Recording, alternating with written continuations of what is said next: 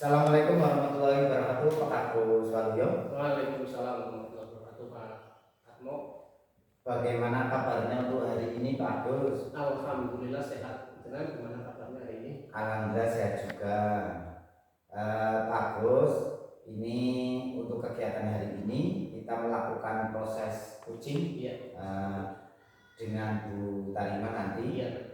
Oke, sebelum melakukan proses kucing, ada sedikit yang akan saya bicarakan dulu. Ya, silakan. Oke. Ya, nanti pada saat coaching antara coach dan uji itu akan saya amati, Pak. Ya. Dan akan saya nilai dengan sesuai dengan rubrik penilaian coaching seperti apakah sudah sesuai dengan alur kita atau belum. Gitu, Pak. Baik, Pak. Nanti. Enggak apa-apa. Dan juga nanti untuk coach itu yang pertama untuk bisa mengembangkan ataupun menanyakan pertanyaan-pertanyaan yang berbobot nanti Bapak kembangkan dalam proses coaching, Pak. Baik. Dan juga nanti Bapak itu menanyakan yang spesifik, yang jelas begitu, sehingga saat coaching uji itu tidak merasa canggung maupun kebingungan. Ya. Mungkin itu saja yang dapat saya sampaikan, nanti langsung proses coaching dengan Tarima. Ya. Demikian dari saya. Wassalamualaikum warahmatullahi wabarakatuh. Waalaikumsalam. Selamat sore Bu Tari, apa kabar ini?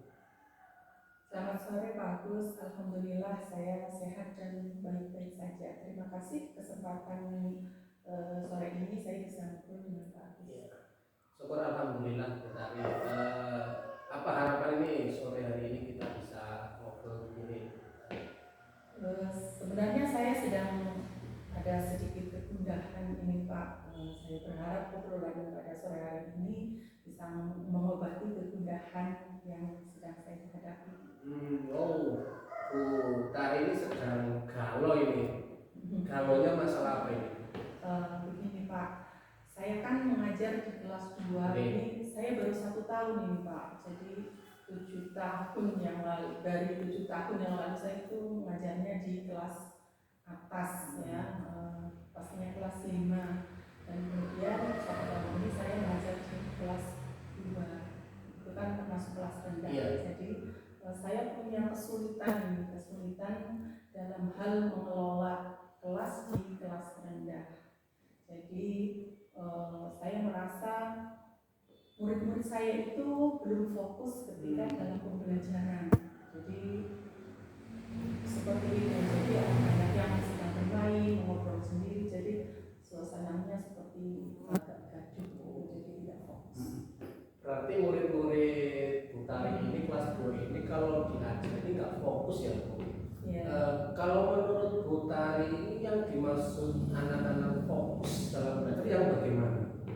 Menurut saya fokus dalam belajar itu ya aktif dalam pembelajaran, memperhatikan pembelajaran, mengikutinya dengan baik, tidak bermain sendiri seperti itu.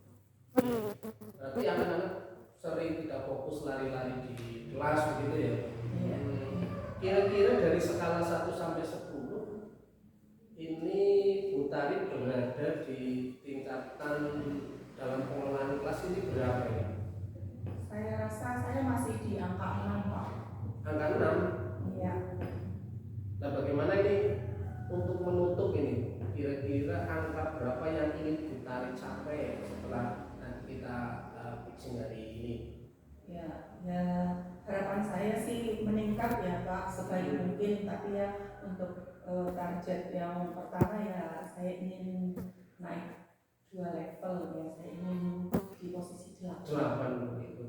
Berarti naik level 2 ya Bu. Ya. Untuk mencapai nilai 8 untuk naik 2 ini Bu Tari ini punya kekuatan atau kemampuan apa yang bisa sampai ke level 8?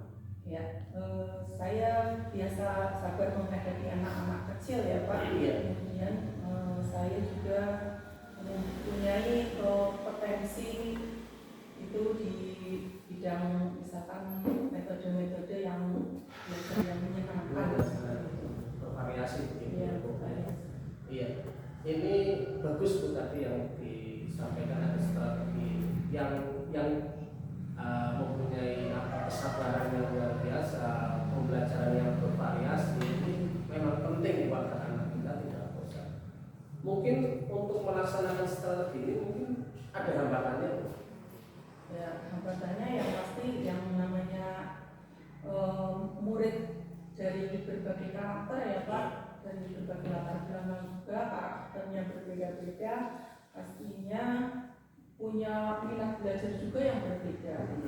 Ya, jadi mungkin tantangan yang harus saya atasi ya mereka fokus terhadap pembelajaran saya. Oh iya. Kira-kira Bu Tari ini mempunyai strategi apa enggak untuk mencapai tujuan yang tadi Bu Tari sampaikan?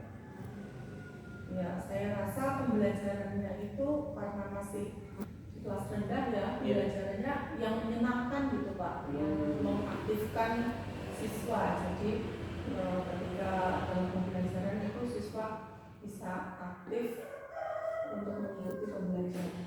Iya. Bagus itu Pak. Tadi dengan beberapa strategi ini mungkin juga Bu Tari perlu melakukan memfasilitasi murid begitu sesuai minat belajar, karena siswa kita kan berbeda-beda. Jadi kita harus bisa melakukan untuk memfasilitasi murid kita begitu agar pembelajaran ini bisa berlangsung dengan baik. Saya pikir saya akan menggunakan media konkret ya, karena ini kan masih usia 7-8 tahun itu kan ya, saya ingin memakai media yang konkret, yang menarik. Di samping itu juga saya menerapkan strategi pembelajaran yang menyenangkan, misalnya dengan kuis atau permainan peran. Dengan banyak strategi tadi seperti bermain peran, metode yang menyenangkan dan bervariasi ini, mungkin Bu Tari nggak bisa sendiri nih melakukannya Bu. Mungkin butuh siapa agar bisa mencapai tujuan ini yang bisa membantu Bu Tari. Saya rasa saya akan bekerjasama dengan kepala sekolah saya, kemudian juga dengan guru senior saya di sekolah. Oh. Jadi Bu Tari akan menggunakan metode yang konkret, yang menarik begitu ya Bu ya. Strategi pembelajaran yang menyenangkan. Kira-kira mana ya yang akan Bu Tari lakukan dalam waktu yang paling dekat ini? Ya, yang pertama pastinya saya akan mencari referensi pembelajaran yang menyenangkan, mungkin melalui media sosial seperti YouTube, Facebook dan lain-lain yang seperti sekarang kan banyak sekali tersedia. Jadi dengan membaca buku-buku referensi dan mengikuti beberapa pelatihan yang di situ ada metode-metode pembelajaran yang menyenangkan seperti itu Pak. Ya, alhamdulillah ini Bu Tari malah langsung menemukan solusi. Tapi kira-kira aksi ini kapan akan dilakukan? Insya Allah secepatnya Pak, nanti setelah. Baik Kak Agus Waluyo, bagaimana tadi hasil dari proses ujinya sudah berjalan dengan lancar Pak? Ya, alhamdulillah lancar. Tadi Bu Tari bisa berdiskusi dengan saya secara terbuka dan menyampaikan beberapa hal persoalan. Tapi alhamdulillah tadi kita baiklah untuk melaksanakan uji tadi. Alhamdulillah kalau seperti itu Pak. Nah, setelah melaksanakan kegiatan observasi bersama uji, tadi ada sedikit pertanyaan ya Pak ya, yang saya tanyakan kepada Pak Agus Waluyo. Pertanyaan yang pertama, apa saja yang sudah didapat Pak, yang didapat pada saat coaching tadi terkait indikator ketercapaiannya? Hari ini tadi saya di coaching ini kita menerapkan tentang Alufirta begitu Pak. Saya seperti tadi menanyakan terkait dengan tujuan, terus rencana aksi dan tanggung jawab, sehingga alur tersebut ini bisa menggali uji untuk menceritakan permasalahan yang menemukan solusinya sendiri begitu Pak. Oh iya. Kita hanya memberikan pertanyaan pemantik yang berbobot begitu tadi. Oke. Berarti Pak Agus Waluyo sudah berhasil ya Pak yang melakukan proses coaching tadi dengan alur Tirta. Nah, sesuai dengan yang tadi saya amati begitu ya Pak. Juga ada beberapa beberapa catatan Pak. Iya.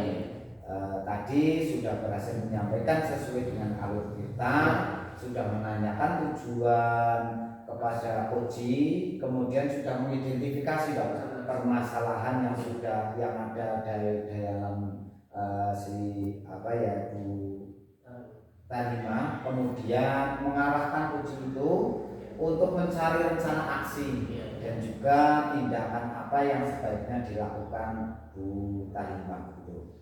Dan sudah berhasil Pak Agus Waluyo untuk menemukan rasa tanggung jawab yang ada pada diri Koji agar rencana aksi yang akan dilaksanakan itu berjalan dengan baik, dan juga tadi sudah mendengar percakapan Pak Agus Waluyo dengan Bu Tanima, sudah fokus sehingga arahnya di Pak Agus dan Bu Tanima itu sudah sesuai dengan kata kunci yang disampaikan oleh Koji. Luar biasa Pak untuk apa yang sudah pastinya proses ini. Mudah-mudahan Bapak sukses ke depannya, diberi kemudahan lagi untuk kegiatan coaching berikutnya Pak. Amin. Baik Pak, terima kasih Pak Agus Waluyo sudah mendalami lagi alur ceritanya supaya lebih baik ke depannya Pak. Mungkin itu proses coaching dengan alur kita saya akhiri sampai di sini Pak. Terima kasih atas kesempatan waktunya. Saya akhiri. Wassalamualaikum warahmatullahi wabarakatuh. Waalaikumsalam.